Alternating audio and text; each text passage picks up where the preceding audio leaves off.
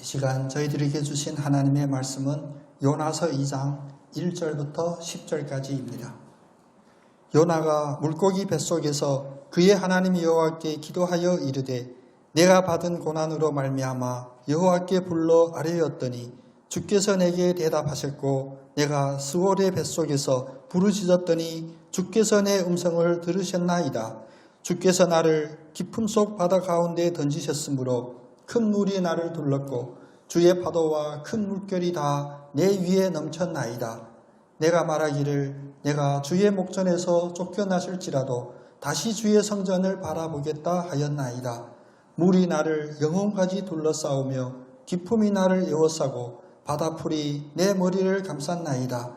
내가 산의 뿌리까지 내려갔사오며 땅이 그 빗장으로 나를 오래도록 막았사오니 나의 하나님 여호와여 주께서 내 생명을 구덩이에서 건지셨나이다. 내 영혼이 내 속에서 피곤할 때에 내가 여호와를 생각하였더니 내 기도가 주께 이르러 싸우며 주의 성전에 미쳤나이다. 거짓되고 헛된 것을 숭상하는 모든 자는 자기에게 베푸신 은혜를 버렸사오나 나는 감사하는 목소리로 주께 제사를 드리며 나의 서원을 주께 갖겠나이다. 구원은 하나님께 속하였나이다 하니라. 여호와께서 그 물고기에서 말씀하심에 요나를 육지에 토하니라. 아멘. 지금 이 자리에서 바로 주님께 순복하는, 그래서 복받는 우리 모두 되기를 원합니다. 우리가 늘 고백드리지만 우리 박민수 권사님과 제가 전화 통화를 잘 안 합니다. 특별히 말씀에 따라 이게 찬양을 선곡할 때도 거의 소통하지 않거든요. 그런데 성령님은 한 분이심을 믿습니다. 오늘 찬양만 들으면 오늘 설교가 끝난 것 같아요. 우리 함께 옆에 계신 분 축복하면서 인사 한번 나누겠습니다. 하나님밖에 남지 않았을 때 은혜를 받습니다. 하나님밖에 남지 않았을 때 은혜를 받습니다. 속이 덜컹하는 고백이죠. 하나님밖에 남지 않았을 때 비로소 우리는 은혜를 알게 되고 은혜를 받게 됩니다. 우리의 지난 인생들을 돌아보면 많은 경력들이 다 있지만 그 경력이 오직 하나의 인생 교훈만 축출해내라고 한다면 어떤 교훈일까요? 중세의 영성, 우리의 선배들, 믿음의 선배들, 영성가들은 요즘 우리가 사용하지 않는 한 매우 중요한 단어를 사용해요. 그것은 뭐냐면 하나님의 잔인한 자비. 여러분 처음 들어보신 표정으로 바라보지 마시고요. 혹시 메모하신다면 꼭 메모했으면 좋겠습니다. 하나님의 잔인한 자비. 잔인하다와 자비는 함께 어울릴 수 없는 단어이죠. 그러나 하나님의 속성 중에 잔인한 자비라고 이야기했던 거예요. 그럼 그것은 어떤 의미일까? 하나님이 우리의 죄된 모습을 그냥 그대로 넘어가지 않으시고, 왜? 의로우신 하나님이시니까 우리의 모든 죄값을 다 끄집어낼 때는 얼마나 잔인할까? 인간의 입장에서 볼 때는 그런 잔인한 하나님으로 보여진다는 거예요. 그러나 그 잔인함이 끝이 아니라 오히려 새로운 역전은 무엇이냐? 그럼에도 불구하고 우리는 그 누구도 의인은 한 사람도 없고 하나님 앞에 설 수 있는 사람이 한 사람도 없지만 하나님은 무한하신 자비를 우리들에게 베풀어 주신다는 겁니다.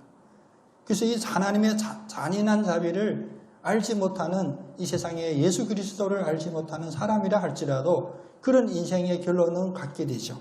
우리가 그 당시에는 얼마나 힘들고 고통스럽고 죽을 만큼 어려웠더라 할지라도 지나고 보니까 다 감사했더라. 근데 그 감사의 대상이 불분명해서 문제이죠.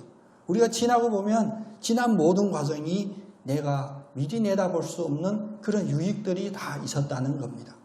오늘 하나님을 알고 하나님을 믿고 하나님을 나의 편으로 확신하는 우리 모두들에게는 어떠한 상황 속에서든지 잔인한 자비가 우리에게는 은혜가 되는 축복이 있기를 간절히 원합니다. 오늘 요나가 이 큰 물고기를 만난 것이 바로 하나님의 이 잔인한 자비를 만난 대표적인 사례입니다. 깊은 바다에 던져졌어요. 그런데 큰 물고기가 요나를 삼켰습니다. 요나에게는 행운스러운 일일까요? 아니면 처참한 일일까요? 그냥 그대로 바다 밑으로 가라앉을 수밖에 없는 요나를 큰 물고기가 삼켰으니 잠깐 숨을 돌릴 수 있는 기회를 준 거예요. 우리 인생을 보면 여러분 꼭 고백하시기를 바랍니다. 죽을 것 같은 상황은 절대 없습니다. 적어도 죽기 직전에 우리들에게 한숨을 돌릴 수 있는 주님의 은혜의 기회를 반드시 허락해 주십니다. 그 기회를 잘 붙잡으셔야 돼요. 오늘 예배드리는 여러분 어떤 마음으로 이 자리에 오셨는지 주님만 아십니다. 그 누구도 몰라요. 심지어는 나 자신도 나를 몰라요. 내가 왜 이 예배 자리에 왔는지. 그러나 우리는 모를지라도, 내 자신은 모를지라도 하나님은 분명히 그 기회를 주십니다. 한숨을 돌릴 수 있는 기회. 그러면 이 한숨을 돌리는 기회는 어떤 기회일까? 말 그대로 큰 한숨만 돌리는 기회일까요? 아닙니다. 처절하게 깨달음이 있어야 되고 그 깨달음 속에서 하나님을 만나고 하나님을 붙잡아야 합니다. 요나는 지금 큰 물고기 뱃속에 갇혀 있습니다. 계속 가라앉고 있어요. 근데 이 기회 속에 요나가 했던 것이 무엇입니까? 우리의 모범이 되기를 원합니다. 오늘 1절 말씀을 보니까 물고기 뱃속에서 하나님 여호와께 기도하였다. 여러분, 우리에게 주시는 모든 기회는 바로 기도로 시작하는 기회임을 늘 우리의 마음판에 새기시기를 원합니다. 요나가 물속에서 가라앉는 그 바다 깊음 속에서, 그것도 큰 물고기의 뱃속에서 아무런 빛도 없고 어둠이 가득한 그 자리에서 요나는 드디어 기도하게 됩니다. 우리 앞에서 보았지만 요나만큼 멋있는 인간은 없었어요. 지적으로도 출출한 것 같고요. 논리도 있고요. 더 하나 뭐냐, 정의로움도 있고 자기 주장이 분명해요. 아무리 하나님이 뭐라고 말씀하시더라도 자기가 생각하는 올바름이 아니라면 결연히 거부하고 자기 뜻대로 행하는 멋있는 요나였죠. 그런데 이 멋있음에 하나가 빠졌던 것이 무엇이었냐? 바로 기도가 빠졌었어요. 하나님 앞에 순복하는 그 기도가 빠졌어요. 지금 이 자리에서 순복하는 그 기도가 빠진 사람은 아무리 멋있어 보여도 진정 멋있는 사람이 아닙니다. 순간 멋있더라도 영원한 생명을 소유하지 못한 자예요. 근데 요나는 지금 이 깊은 바닷속 큰 물고기 뱃속에서 드디어 기도를 시작합니다.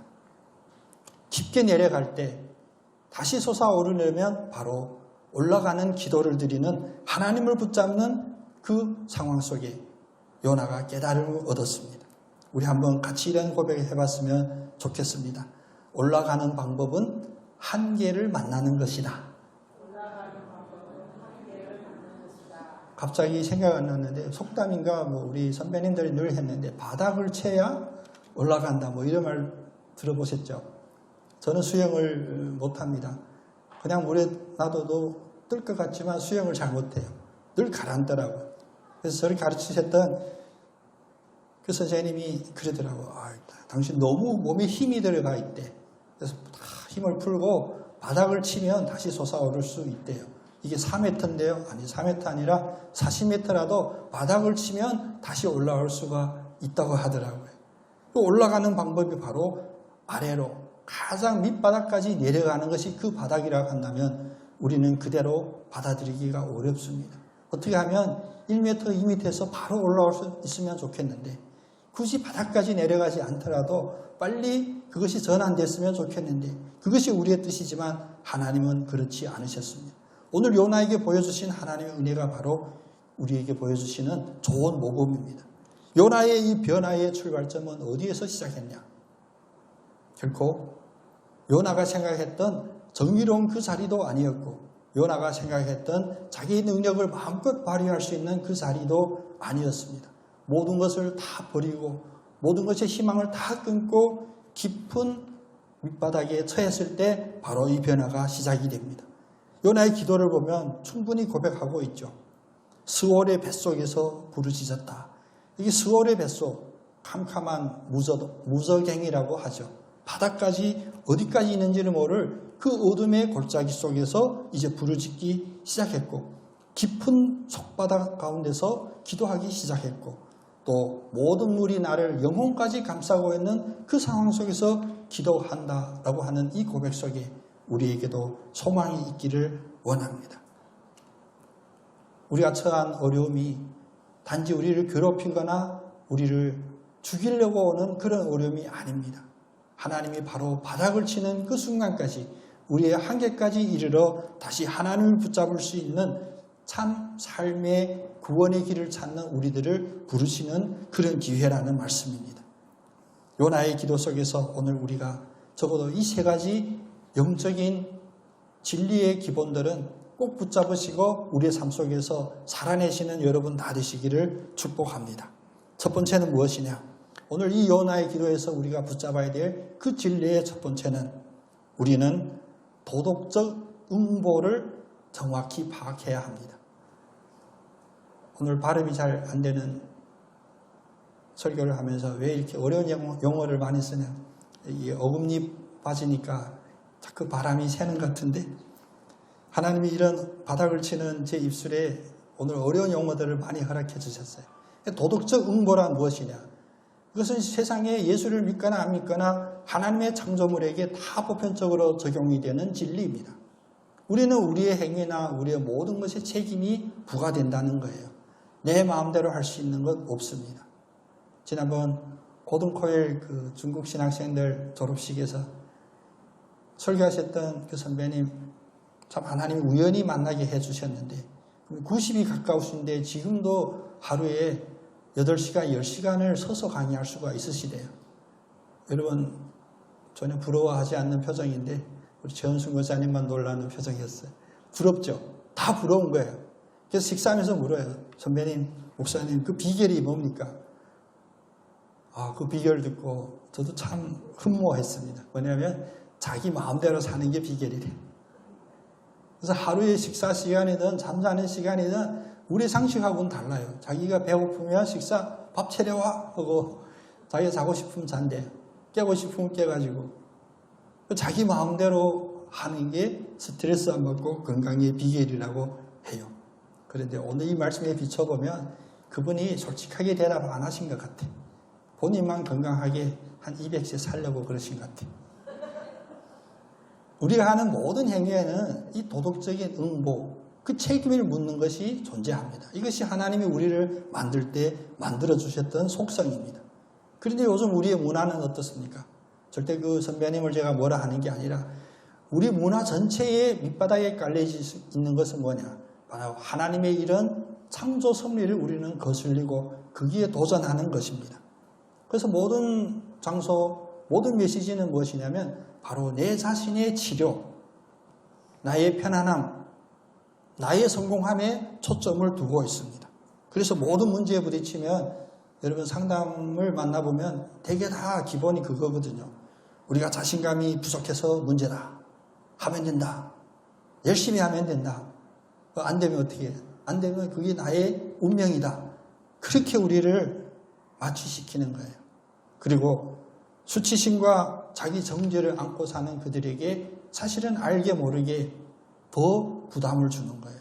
왜 하면 되는데 저는 왜 안 될까요? 여러분도 그런 얘기 하죠. 혹시 후배나 자녀들에게 그런 얘기 하세요.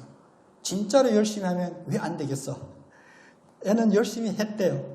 최선을 다했는데 잘 안 됐을 때 다시 한번 그에게 더 부담을 줍니다. 진짜로 열심히 하면 안 될 수가 없는데 그러면 애들이 대꾸는 안 하지만 속으로 뭐라 하는지 저는 알고 있습니다. 왜? 저도 어렸을 때 그랬으니까.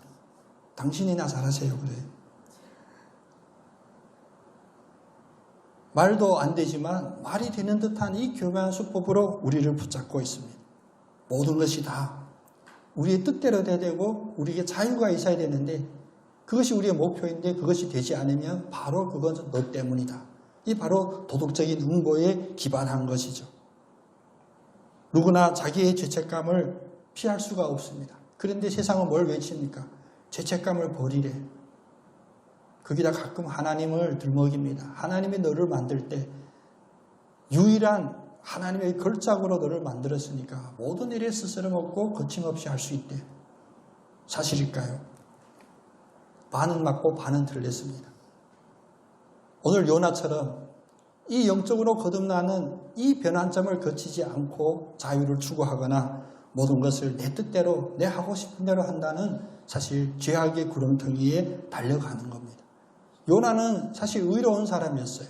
우리의 기준으로 따지면 요나만큼 의로운 사람이 어디 있습니까? 우리도 우리 역사에도 그런 역사들이 있었죠.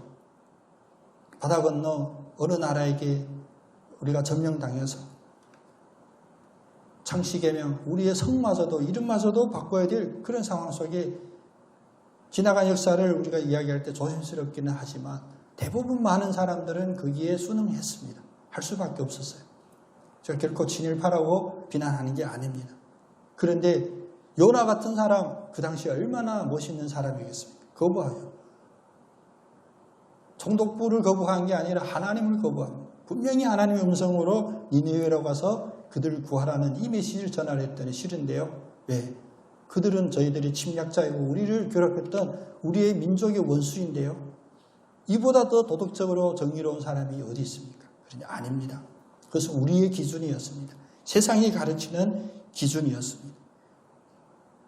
도덕적인 응보는 결국 하나님을 의지하지 않고 자기 뜻대로 의롭다고 사는 요나를 오늘 깊음 속 바다 가운데로 던지셨고 그 물고기가 그를 삼키게 했습니다. 서론이 좀 길었는데 이 도덕적인 응보 앞에 우리들은 두렵고 떨리는 마음으로 서시기를 원합니다. 적어도 예배드리는 이 순간, 예배를 시작하는 이 순간 하나님 앞에 두렵고 떨리는 마음으로 서시기를 소원합니다. 하나님 앞에 한 사람도 의로움이 없습니다. 우리가 행한 모든 것들 속에 나의 욕심이 거기에 끼어져 있었고 나의 자랑이 끼어져 있었고 어느 날 내가 필요할 때 하나님을 협박할 그런 요소마저도 미리 숨겨뒀어요.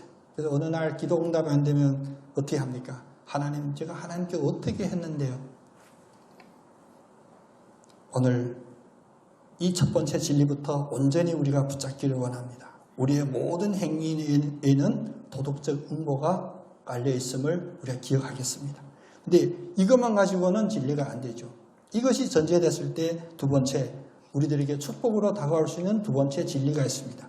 그것은 뭐냐면 바로 우리의 상태가 영적으로 무기력함을 인정해야 합니다. 우리 한번 같이 고백해 볼까요?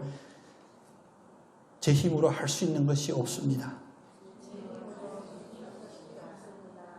이렇게 힘이 없으세요. 이때 무력함이 아니라 우리는 제 힘으로 할 수 있는 것이 없어서 우리가 주님 앞에 나왔고 예배드리러 나왔죠. 그러시다면 오늘 제대로 우리의 영적인 상황을 진단하고 하나님의 도움과 힘을 얻는 그런 첫 시작으로 변화하는 우리 모두 되기를 원합니다. 우리가 죄를 인정하는 것 앞에 첫 번째 진리에 이어가는 것이죠. 우리는 도덕적으로 응보 앞에 서야 되는데 우리 행위로는 의롭다 할 만한 전혀 그런 행위들이 없네요. 나름 우리 열심히 신앙생활 했지만 하나님 보시기에 기뻐하실 만하고 하나님께 영광 돌릴만 할까라고 깊게 생각했을 때 우리가 부족하네요. 이런 모든 것이 인정되었을 때, 다시 말하면 우리의 무력함을 인정했을 때 하나님이 우리들에게 열어주시는 그 문으로 우리가 입장할 수 있다는 겁니다.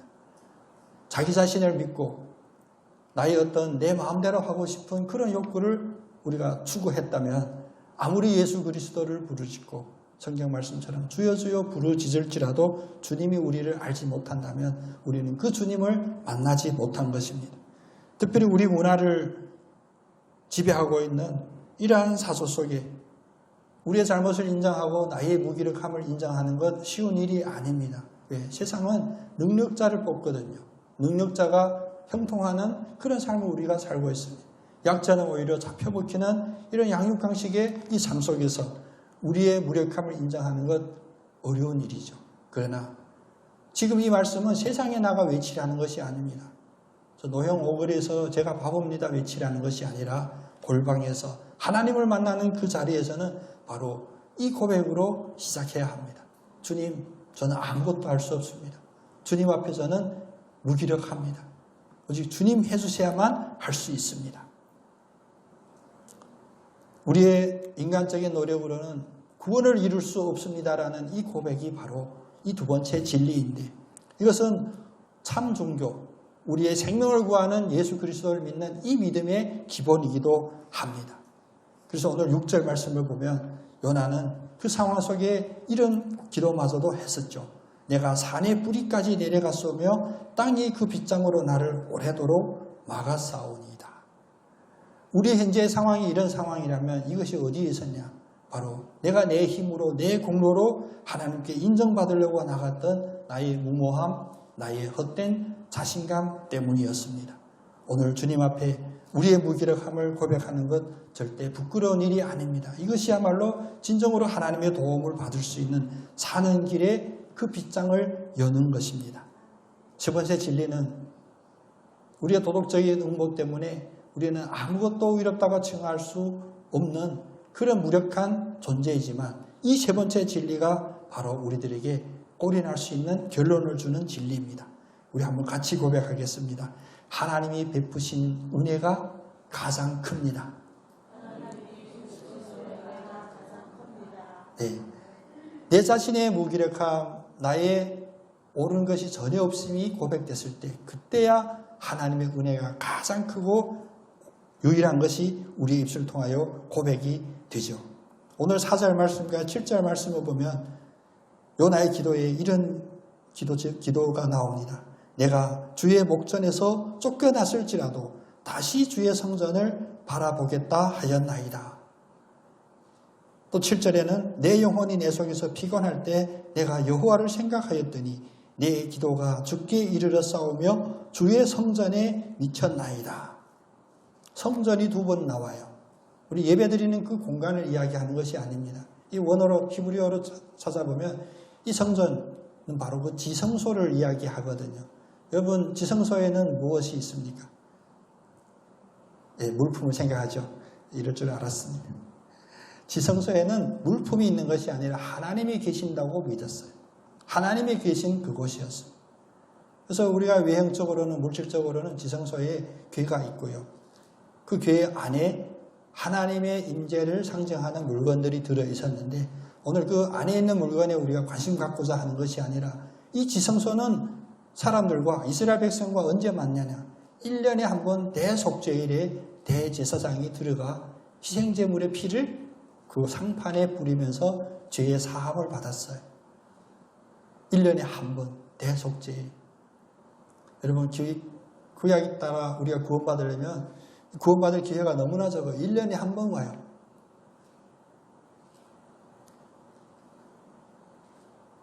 그 지성소에서 이 속죄 예가 마쳐져야만 우리의 죄가 사함 받았습니다. 그래서 아직 예수 그리스도의 십자가를 알지 못하는 요나에게 자기가 가장 힘들고 어렵고 바닥에 있는 그 상황 속에서 구하는 것이 무엇이냐? 내가 주의 성전을 바라보겠고 주의 성전이 내게 미쳤나이다 하는 바로 하나님과 만나고 하나님의 은혜 베풀어 주시고 구원하는 그 역사를 간절히 사모했다는 것입니다. 결코 십계명을 구하지 않았습니다. 제가 십계명 조목조목 다 지켰습니다라고 고백한 것이 아니라 속죄제는 바로 지성소에서 드려지는 희생제물을 통하여 이루어졌던 그 구원의 역사를 사모했다는 것입니다.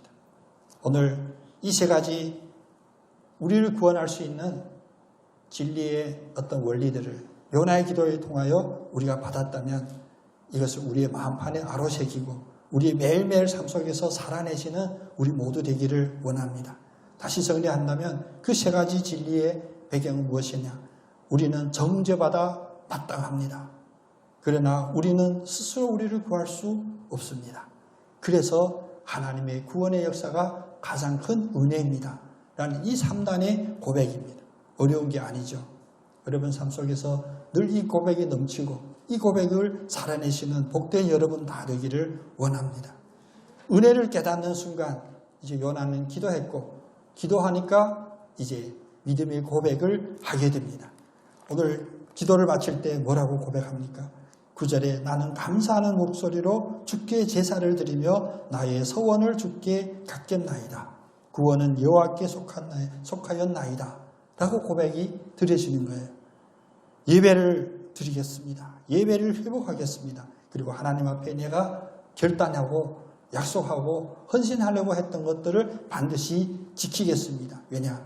구원은 오직 여호와께 있습니다. 이 기도를 마치니 바로 이 잔인한 자비 그 결론이 나옵니다. 10절에 여호와께서 그 물고기에게 말씀하시매 요나를 육지에 토하니라. 삼키게 하신 이도 하나님이시고 이제 요나를 다시 육지로 토해내신 분도 하나님이신데 이 사이에 무슨 일이 있었습니까? 바로 요나의 이 기도, 바닥에 내려가서 드렸던 이 기도가 있었던 거예요. 여러분 삶 때문에 오늘도 여러분 답답하고 우울하고 어둡다고 생각할지라도 오늘 정확히 여러분 자신의 상태를 영적으로 점검하시기를 원합니다. 과연 요나처럼 이 깊은 바닷속 물고기 뱃속에 들어있는 그 정도 상태까지 내려갔는지 점검해 보시기를 원합니다. 그것이 아니라면 주일날 예배 드립니다. 어렵게 힘들게 예배 자리에 왔는데 우리 김 빠지는 이야기라고 생각하지 마시고요. 아직도 온전히 기회를 잡은 것이 아닙니다. 혹시 하루 이틀 더 지속될 수도 있습니다. 왜? 우리의 한계까지 이를 수 있습니다. 그럼 이 한계는 어디였냐? 환경도 아니고요. 외적으로 평가할 수 있는 것이 아닙니다. 이 한계는 바로 오늘 이 세 가지 고백을 여러분이 진심으로 드릴 때 그때 이 한계점, 이 바닥점을 치는 겁니다. 주님, 저는 아무것도 위로운 것이 없습니다. 그러나 제 스스로 무엇도 할 수 없습니다. 오직 하나님의 은혜만을 구합니다. 라는 그 지점에서 하나님이 다시 여러분을 올리시고 물고기 뱃속에 삼켰을지라도 다시 육지로 토해내는 그 역사가 있을 줄로 믿습니다. 왜 우리는 은혜로 사는데 나는 은혜를 충분히 사모하는데 이것이 임하지 않을까? 이런 내 감정적으로 내 자신이 더 복잡하고 혼란스러운 그런 기도 속에 빠지지 마시고 오히려 바로 그 심령과 그 바닥을 온전히 구할 때 옆 사람은 놀라서 말릴 만큼 그런 엄청난 결단으로 이 바닥을 부딪히는 우리 모두 되어 있으면 좋겠습니다. 요나의 기도 속에는 사실 이 세 가지 기본 원리를 바탕으로 더 깊은 이야기들이 있습니다. 한 구절 한 구절 우리가 분석하려면 오랜 시간이 걸리겠지만 간간히 우리가 엿볼 수 있는 것이 무엇이냐. 요나가 이 바닥에 온전히 임했음을 표현하는 또 다른 표현이 바로 땅이 그 빗장으로 나를 오래도록 막았음을 깨달았다라는 표현도 있고요. 내 생명을 구덩이에서 거두셨나이다 라는 그런 표현들도 있었습니다. 여러분의 기도가 또 여러분의 그 믿음의 마음의 회복들이 사실 우리는 입술로 고백하지 않아도 느껴지잖아요. 우리가 누구를 만나면 표정부터 보잖아요. 표정 속에서 느껴지는 평안함, 은혜들이 있잖아요. 똑같은 사람이라 하도 컨디션에 따라 다 다릅니다. 그런데 이 회복함을 우리가 느낌이 어디에 있냐? 바로 교회 안에 기도할 때 어떤 행사를 하거나 모든 것을 할 때 바로 내가 이미 나의 무력함, 스스로 무엇이나 할 수 없습니다라는 이 고백이 진심으로 진동할 때 그때 하나님의 은혜가 충만하게 되는 것을 우리는 꼭 기도하기를 원합니다. 땅이 나를 막을지라도 수월과 같은 그런 깊은 구덩이에 내가 빠져 있을지라도를 인지할 수 있는 이 인지에 여러분 담대하시기를 원합니다. 그리고 이 담대함으로 주님께 고백 드리십시오. 주님, 제가 이것이 필요합니다. 주님, 제 사정을 왜 외면하십니까? 이런 기도 전혀 필요하지 않고요. 시간 낭비입니다. 바로 고백드리. 저는 아무것도 할 수 없습니다. 오직 주님의 은혜 아니면 의지할 곳이 없습니다. 어느 목사님은 이런 표현을 했습니다. 위대한 기적이 일어나는 그 순간은 어떤 초자연적인 역사에 의하여 이루어지는 것이 아니라 바로 내 속에 진정으로 10년의 밑바닥을 치는 우리의 참 고백이 있을 때 이루어진다. 그 참 고백이 무엇입니까? 저는 아닙니다. 그러나 하나님은 하나님이십니다. 오늘 이 고백으로 우리 온전히 승복하는 기도를 우리의 마음속에 원양하시고 오늘의 삶 속에서 또 오늘 저녁의 기도 속에 내일 새벽의 기도 속에 여러분 꼭 그 기도를 드리시기를 원합니다. 우리 한번 그 믿음의 결단으로 우리가 요나가 9절에서 고백했던 그 고백을 함께 우리 고백 드려보겠습니다. 구원은 여호와께 속하였습니다. 아멘. 우리의 어떤 상황도 집에 있는 왼수도 안 되고요. 남편도 안 되고요. 그래서 남편이라 하잖아요. 구원은 다른 이가 아닌 오직 하나님께만 속합니다. 혹시 다른 사람의 도움을 받았다면 잠시 잠깐 어떤 위기는 모면한 듯 느껴지지만 여러분 위험한 일임을 우리가 깨닫기를 원합니다. 오로지 하나님만이 우리를 구할 수 있고 그 누구도 우리를 구할 수 없으며 더욱더 우리 스스로는 우리를 구원할 수 없습니다. 완전히 이 밑바닥 깊은 골짜기 속에서 주님께 항복하여 드리는 그 기도 위에 주님의 은혜가 임하십니다. 이 은혜가 여러분의 은혜가 되기를 축복합니다. 오직 성경 오직 그리스도 오직 은혜 제주 반석교회 주의 말씀에 마음을 열며